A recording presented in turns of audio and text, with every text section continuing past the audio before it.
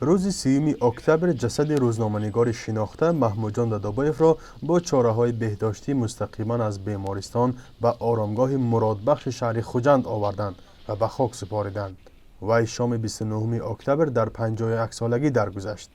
سبب رسمی مرگ او هنوز اعلام نشده است، ولی چند از دوستان در شبکه‌های اجتماعی علت فوت او را به بیماری همگیر ربط دادند.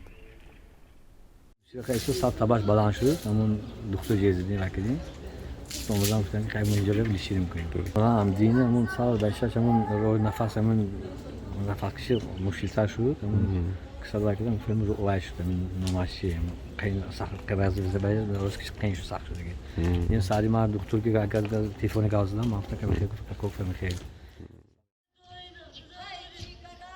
محمودجان دادابایف ماه نوامبر سال 1968 در شهر خوجند تولد شده است. از اوایل سالهای 90 زمانی که تلویزیون خصوصی جهان‌آرا سپس تلویزیون‌های تیمور ملک و شبکه هفتم فعال بود، همچون روزنامه‌نگار کار را شروع کرده است.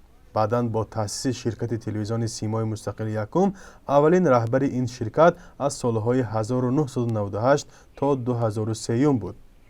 به قول همکاران و شاگردانش او در ساحه روزنامه‌نگاری مستقل شمال کشور تشکیلاتچی بی‌مثل بود و زمان راهبری تلویزیون‌های محلی را برداشت داشت که هنوز پایگاه‌های خبری بازه مادی و تکنیکی نداشتند، ولی با مهارت تشکیلاتچی و منیجری او تلویزیون‌های محلی رشد کردند و ده‌ها ژورنالیستان ساحه تلویزیون و مطبوعات الکترونی سرجم شدند. در رشد روزنامه سوخت بسیار خدمتی بزرگ کردند. اولین یک از روزنامه‌هایی که بسیار آشکارگو بود و سالهای زیاد فعالیت کرد و یک اندازه شاید کنار رفتنشان هم با فعالیت آموزشی و تعلیمی این کس که پیوسته یک منیجر خوب هم بودند، ترینری برنامه‌های آموزشی بودند که شاید فکر کردند که این رسالتشان بیشتر خدمت به جامعه خواهد بود، به خاطر اون که در تربیت باز صدها هزارها نفر شاگردان دیگر خدمتگزار خواهد شد. محمودجان دادابایف سالهای اخیر همچون مدیر کل شرکت تلویزیونی جهان‌آرا و نماینده انجمن ملی رسانه‌های مستقل تاجیکستان در ولایت سوخت کار کرده است.